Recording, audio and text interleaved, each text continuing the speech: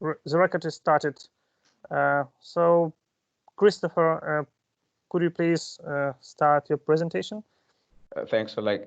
Good morning, everyone.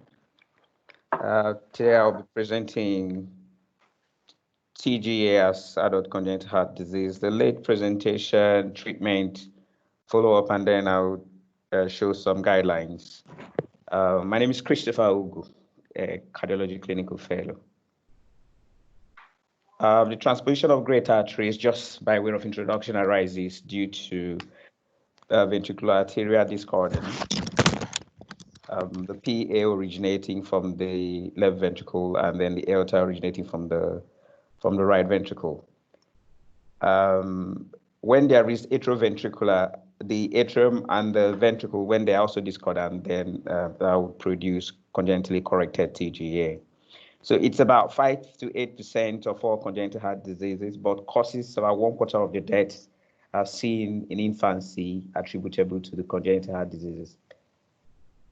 Most of the time is isolated, not associated with any syndrome, up to 90%. So you can just see what happens is that blood coming from the lungs gets to the LV, and then blood from the LA gets to the LV, and then goes to the lungs through the pulmonary artery, and then goes back, there's same circulation, blood from the lung goes back to the lungs, and then the blood from the RV goes to the aorta and returns to the RA.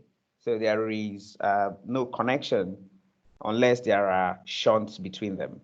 So that's what happens in Tga, that the blood circulation is completely parallel.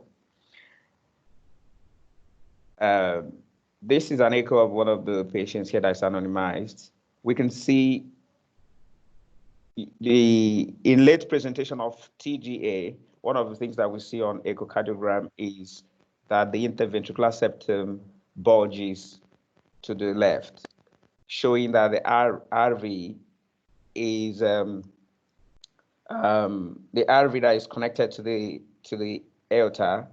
It has more has hypertrophy and has more pressures.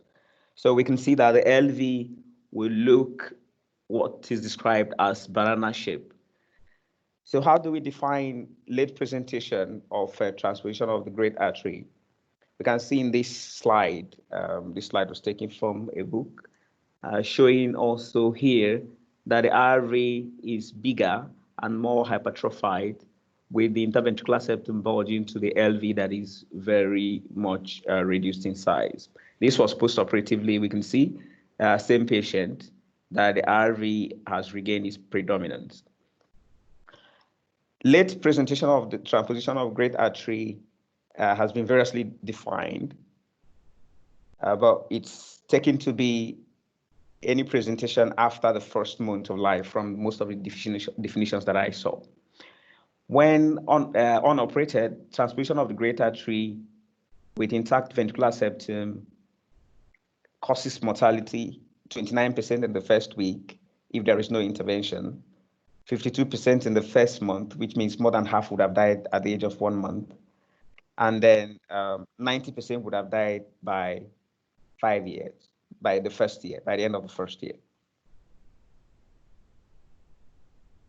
With some other associated lesions like ASD or VSD, then there would be more survival, up to 9 months to 22 months without any operation.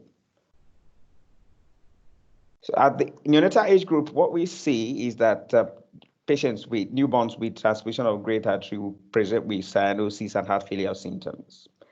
The presentation will vary depending on whether there are other associated shunts. And these associated shunts have been implicated in later presentations. Some children that we see at 6 weeks or 2 months of age, many of them would have other lesions like a VSD or large ASD or large PDA. At present, prenatal diagnosis and newborn pulse oximetry screening has reduced the late presentation of Tga. It should actually be a rarity in developed countries. Why is it late after a month? I was in the course of trying to prepare for this presentation, I couldn't find so many adult patients. I couldn't find adult patients with TGA, unoperated TGA. Most of the patients were those who had been operated and come for complications post TGA, maybe arterial switch or Sennings and Mostard operations. In the operation of a TGA should be done within the first 3 weeks for excellent outcomes. Postnatal LV growth occurs in response to a combination of the volume and pressure load in the LV. This is what causes the LV mass to increase very rapidly after delivery. But when the LV is not connected to the systemic pressure, its mass regresses very rapidly. And it is believed that after the second week, it is very geometric, the regression of the LV mass and size. So when there is a TGA, there will be reduced LV pressure load, which is both the preload and the afterload will be reduced, resulting in retardation of this natural increase in LV mass. This is what leads to the LV deconditioning, which is found in late presentations of the TGA. But when there is a PDA or left ventricular outflow tract obstruction or high PVR, then the LV mass may not drop so drastically.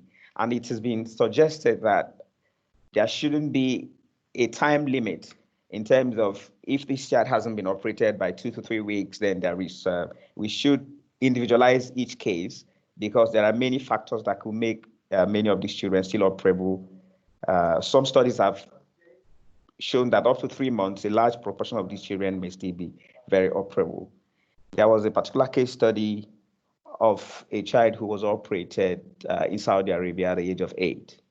But as I said earlier, because of prenatal diagnoses and widespread screening in developed countries, including the United Kingdom, late presentations are up to that age are very rare. So usually after delivery, there is a septostomy, which helps to improve the mixing in TGA and stabilize the patient's oxygen saturation. But septostomy tends to also decrease the LV mass. But when there is a PDA, that tends to increase filling of the LA and then the LV.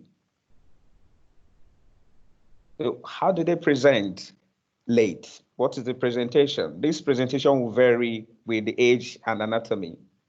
If it is a TGA with intact ventricular septum, there will be significant cyanosis within hours of life, usually in the first week of life.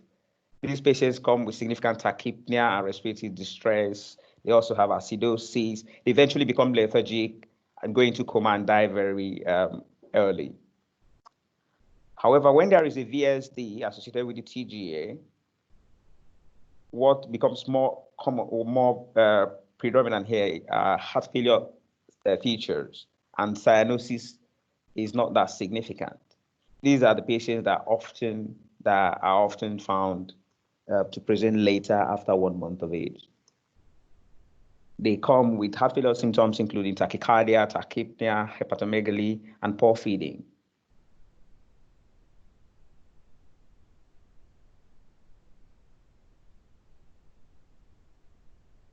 When they are presenting late, they may still come with a variation, a mixture of cyanosis and heart failure symptoms, poor growth, exertional dyspnea, pallor, depending on the age, it's quite variable. They also have the sequelae of hypoxemia and polycythemia, including clubbing of the fingers, high hemoglobin, discharge as low as 66 in the 60s. They may also come with features of pulmonary vascular disease because of increased blood flow into the lungs for a particular period of time, which will include cyanosis. And at this point, the heart failure signs begin to be reduced. they can easily go into Semmenga syndrome and irreversible pulmonary hypertension. So this is very important for these children to be picked up very early and interventions made. There may also be multiple organ dysfunctions much later. So how do we make this diagnosis when they come? After the history taking, looking at all these presentations, we need to look at the ECG. Sometimes the ECG would be completely normal, especially in the newborn period where we expect right axis deviation. On this, we can see that the right chest leads, V1, V2, V3, we can see that the R waves are very prominent, showing very prominent R waves there. And then here we can see prominent S waves on the left chest leads, V6, V5. So this would suggest right ventricular hypertrophy, but usually in the neonatal period, it may be essentially as expected in newborn. The chest X-ray finding for these children would have the classical egg on side or egg on string appearance, which is because of cardiomegaly. There is cardiomegaly, and there is a narrow superior mediastinum, which is usually because of the anterior-posterior positions of the aorta and the pulmonary. Instead of lying side by side as you expect to see and make the mediastinum wider, they lie just behind each other in most cases, presenting this egg on string appearance. This is an echo, a snapshot of an echo of one of our patients who presented at about 6 weeks last month. We can see here, looking at this echo, how the LV appears squashed, poor feeling, with the classical banana shape that you expect in late TGA. This is the RV that is predominant, and the interventricular septum is bulging to the left. So this type of patient, when we see this late presentation, this kind of patient cannot be taken to have the arterial switch operation without ensuring that we have evaluated the LV to be sure that it can withstand the systemic pressure when switched. So the echocardiogram would show the TGA, which would the discordance between the ventricles and the large vessels. Regress LV, the banana-shaped LV as we just showed, and then the thickness of the LV wall will also be reduced. It will be on this score, it will be seen to be significantly reduced. Usually, if you see as low as 3 millimeter, that would suggest that in 10 babies, that would suggest that the LV wall is reduced. There will be severe TR, depending on whether there's RV dysfunction already, depending on the age at which this patient was picked up. Other coexisting cardiac defects may also be seen, like VSDs, ASDs, which may modify the presentation of this patient. Echo is also important to look at the coronary anatomy, which is very important in determining the type of surgeries that need to be done. So cardiac catheterization may be necessary to look at pulmonary artery hypertension when there is suprasystemic pulmonary pressure above a particular level. If the pulmonary pressure to the systemic pressure is less than 0.6, then it's one of the indications that the child may not be operable as a case of primary arterial switch. So in terms of managing TGA patients, I tried to look at adult patients or much older patients, but in literature you can't find so many older patients, except those who had been operated. Most of them, the older patients, had Sennings or Mustard operation. But usually, just as a reminder for us, the early diagnosis and arterial switch literally cures TGA. Normal life expectancy is expected, and the mortality rate from the perioperatively is less than 2 to 5%. But before arterial switch is done, the patient needs to be stabilized, prostaglandin infusion started to improve systemic oxygenation. Arterial septostomy needs to be done to improve mixing if there is no intra-atrial communication in the native IAS. So usually these plans are made antenatally after prenatal diagnosis. There is, however, no general consensus on treatment approach for a late TGA. The management is highly individualized with multidisciplinary input. This depends on when this patient was picked up and the complications already available and whether the LV is trainable. So late TGA presentation poses unique clinical and ethical challenges in decision-making regarding operability and surgical strategy and perioperative intensive care management. Palliative medical management and heart, sometimes plus lung transplant if there is persistent pulmonary artery pressure, may be the only option when inoperable. So the oldest operated patients had arterial switch, which include like Mustard operation or Senning operation.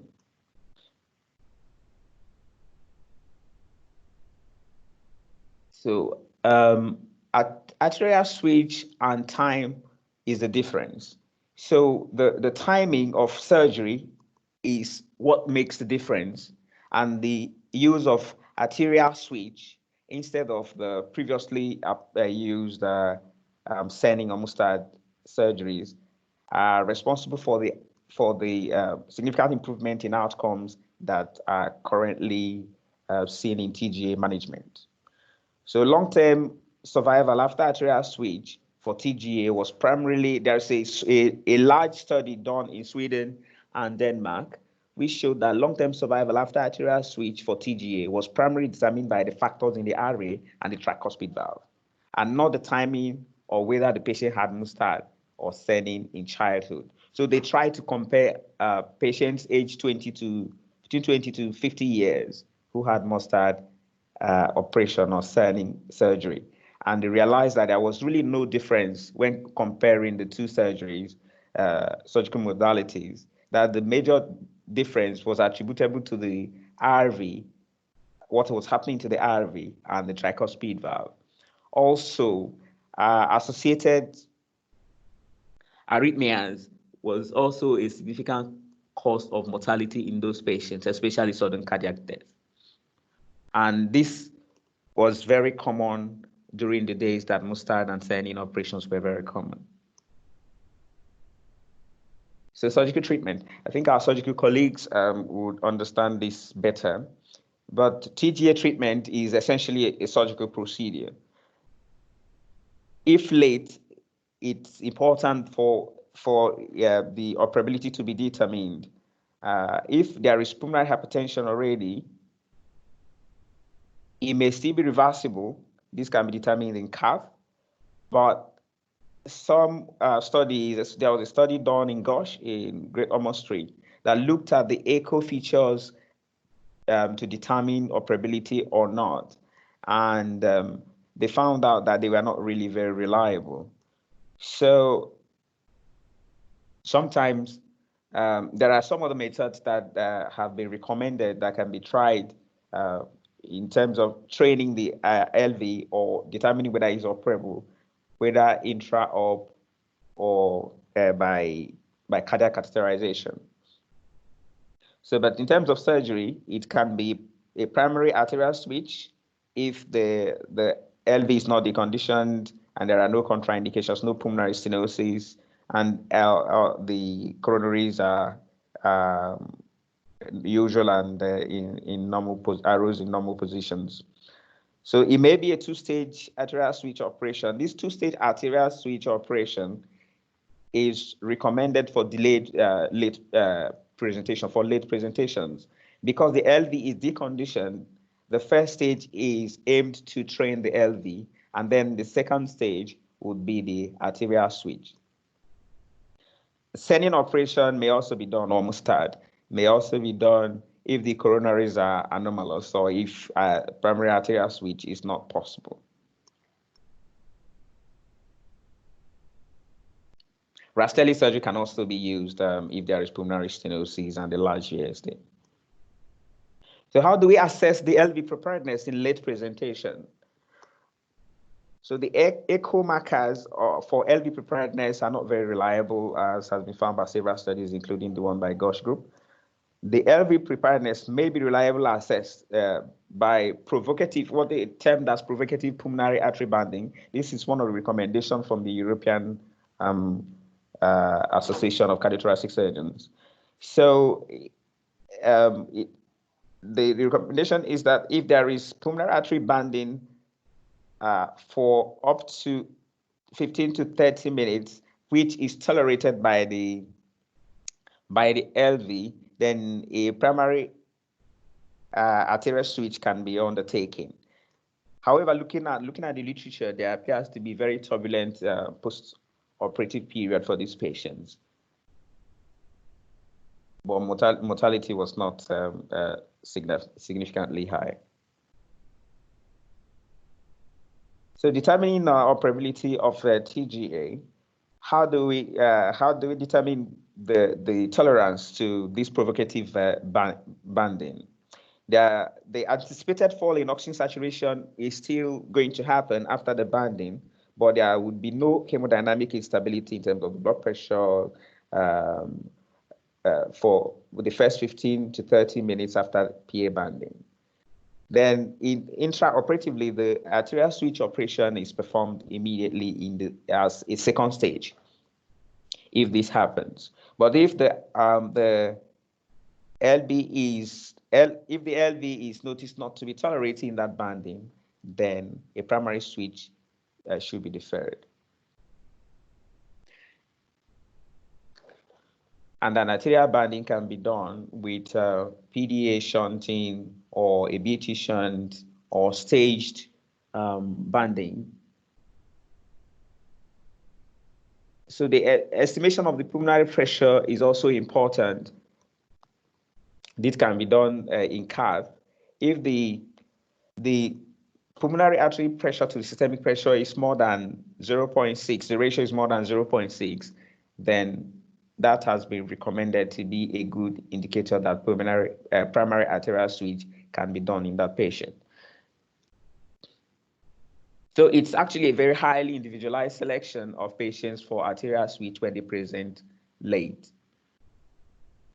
Some other papers had recommended that when patients present late, that LV training should always be considered, even if it's for a brief period of a week or less.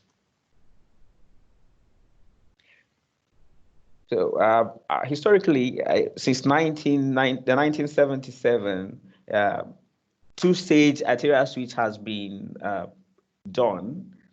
The first stage is to prepare the pulmonary, prepare the LV by banding the pulmonary artery and creating a systemic to pulmonary shunt for LV training. And then the arterial switch could be done much later. Previously, they were waiting sometimes for a couple of months before going ahead, but recent papers and studies suggest that after a week or two, that the arterial switch can be done after the banding.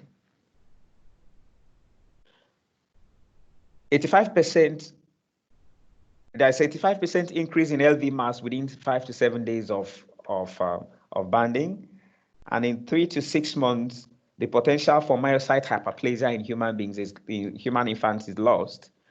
So it is advisable that these bandings are done within the first, as early as possible, because of this loss in the potential for hyperplasia of the LV after 3 to 6 months.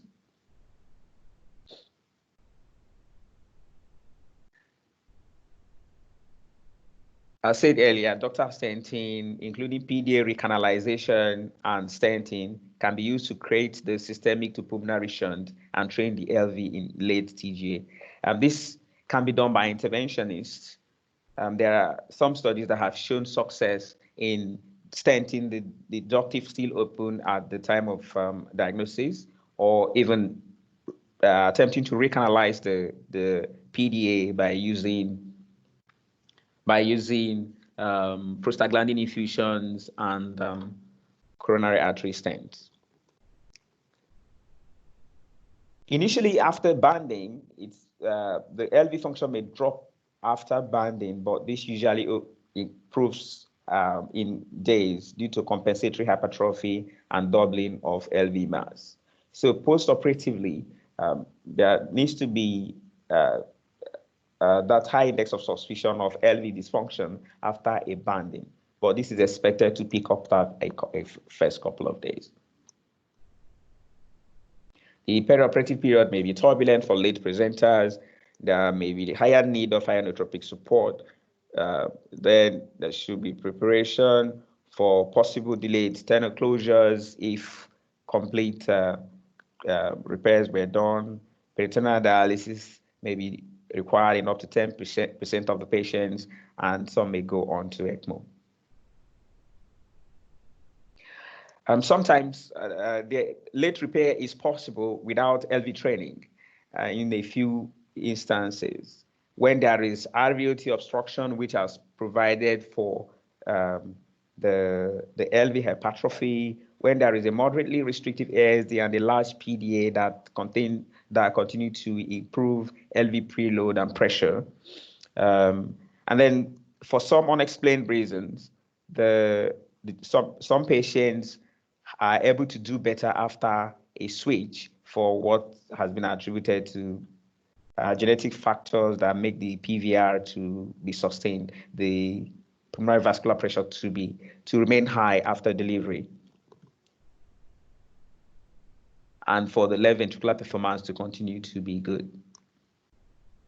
So these patients generally need to be evaluated individually on presentation, whether they, irrespective of the time they come. But if they are detected, diagnosed within the first 3 months, the outcome and morbidity is expected to be better.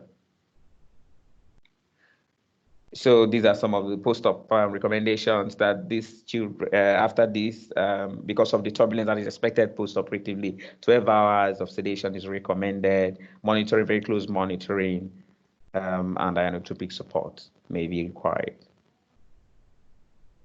So many adult patients that that had TGA from the age of 10 to 20 years, we can find patients that had arterial switch, but majority of the patients above 20 years had Senin or Mustard operations, and they are being seen in adult congenital heart disease clinics for the complications. Population of the adult patients with arterial switch is increasing because majority of most centers are doing arterial switch at the moment.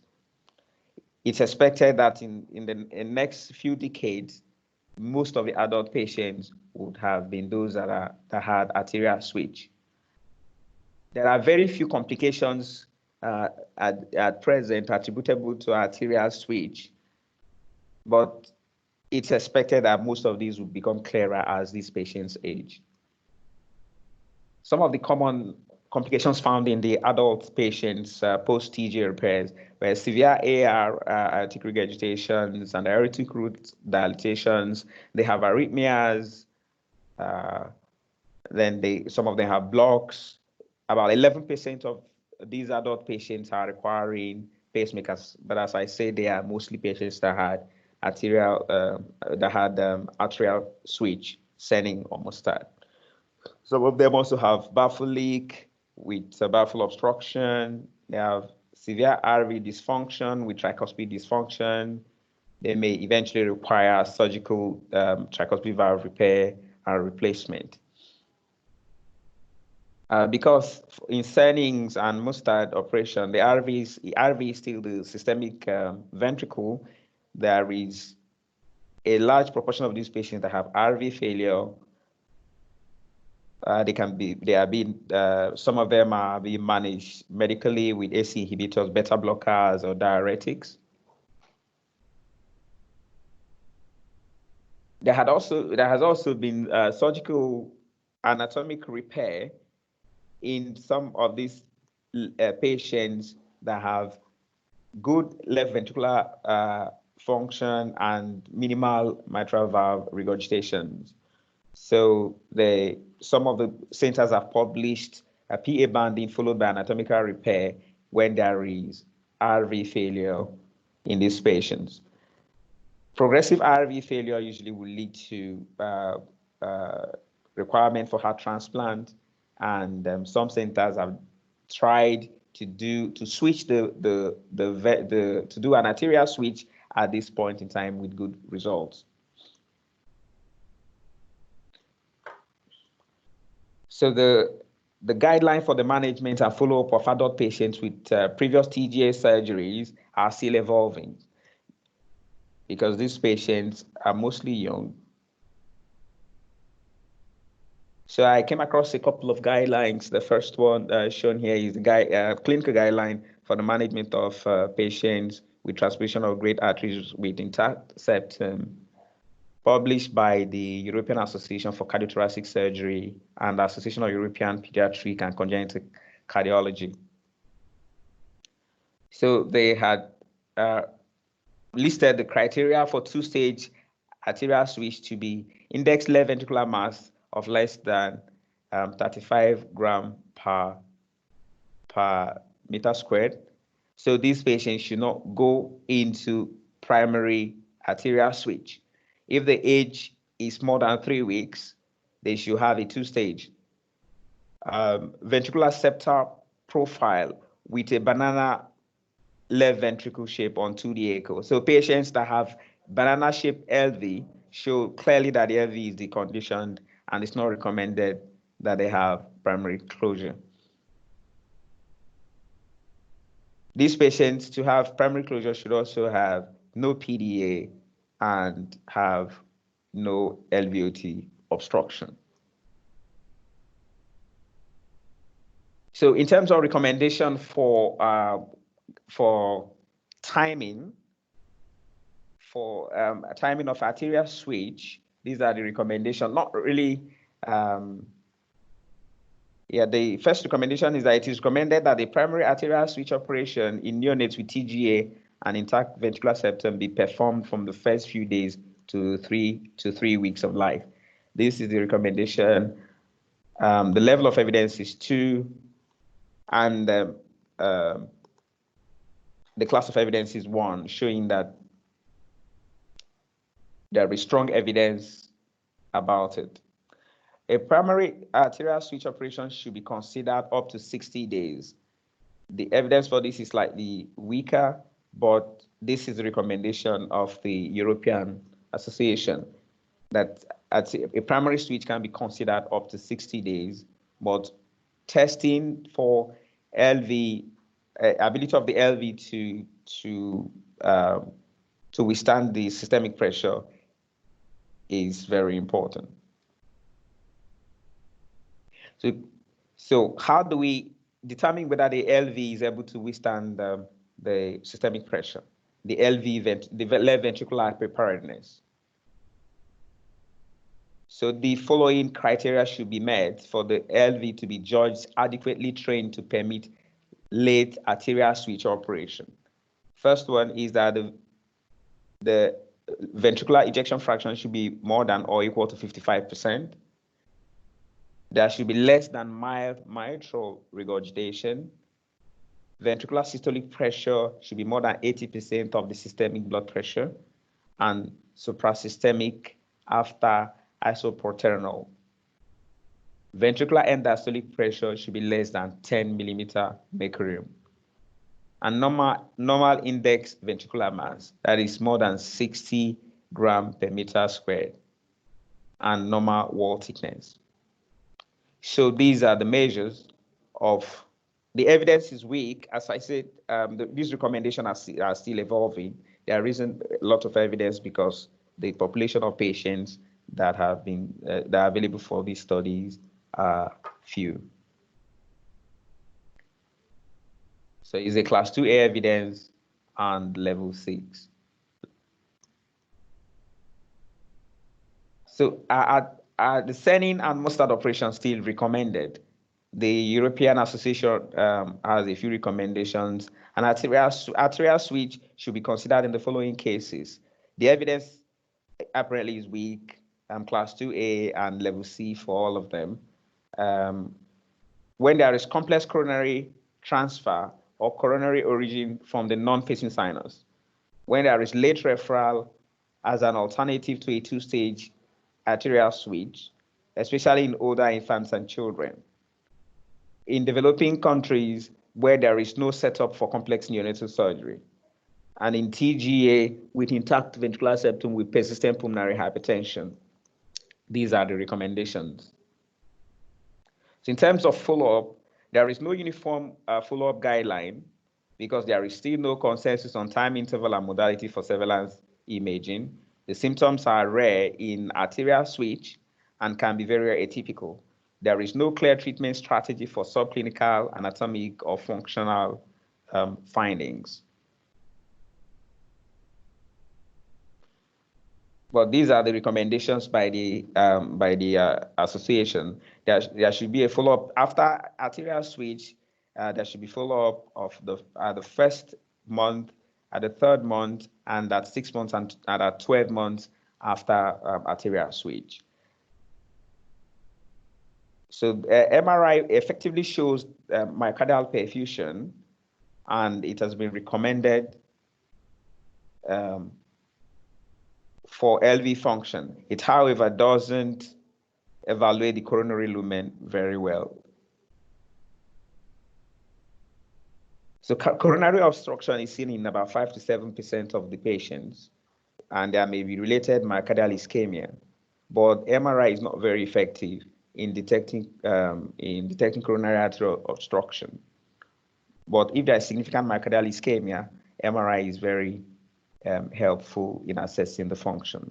X-ray angio is recommended for children to assess the coronaries, but CT angio for adults. This is mainly because of radiation.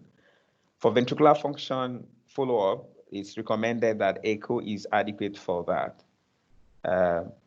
if MRI is not available. RVOT or PA stenosis, which is also one of the, some of the complications that I found, occurs very early after, relatively early after arterial switch. There may also be branch PA stenosis. Echo is useful, but MRI is essential for that. So the neo-aortic valve insufficiency and aortic root dilatation is a very common long-term sequelae that have been seen in follow-up. So MRI is recommended to measure the AO diameter, the LV size, and the degree of regurgitation.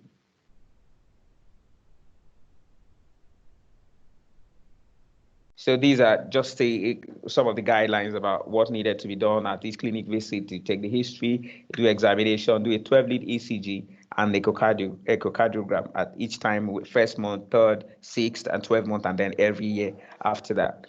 A 24-hour ECG is recommended every year. Then non-invasive screening for myocardial ischemia include like a 24-hour ECG or exercise testing.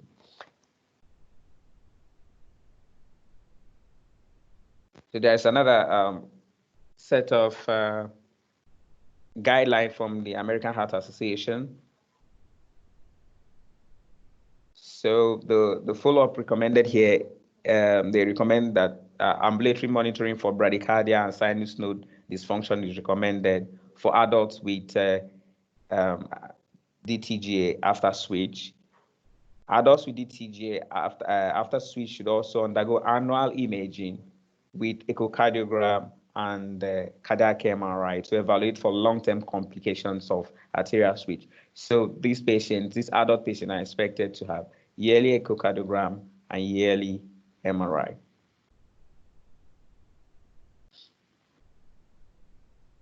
So these imaging, including echocardiogram, should try to identify these complications, including neo-aortic root dilatation, valve dysfunctions, PA branch stenosis, or ventricular dysfunction.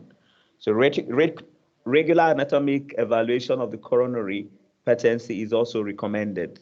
There is no specified period within which this should be done regularly, but catheter angiography or CT or MRI angiography are all being used. So one of the, in terms of management, they recommend that aortic valve replacement can be done in adults with DTGA when there is severe neo-aortic valve regurgitation after arterial switch.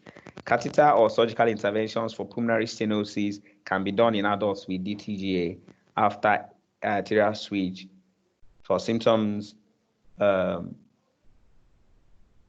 heart failure or decreased exercise capacity from PS. So there are most of these evidence, most of the recommendations are from weak evidence, very small studies.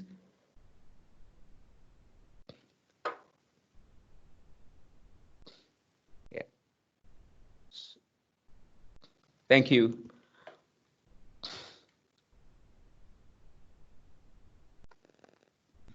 So.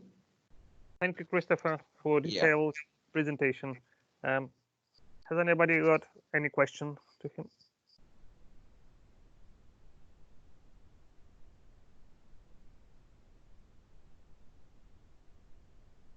These are the references.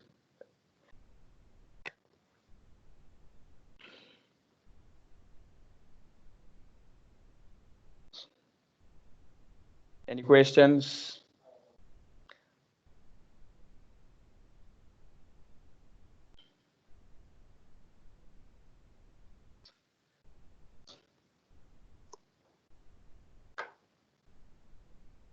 So it seems everything is clear from your presentation, Chris.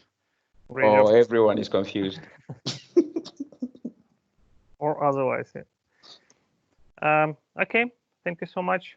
So if there is no question, we can finish our session. It was nice. Thanks. Thank you. Yeah.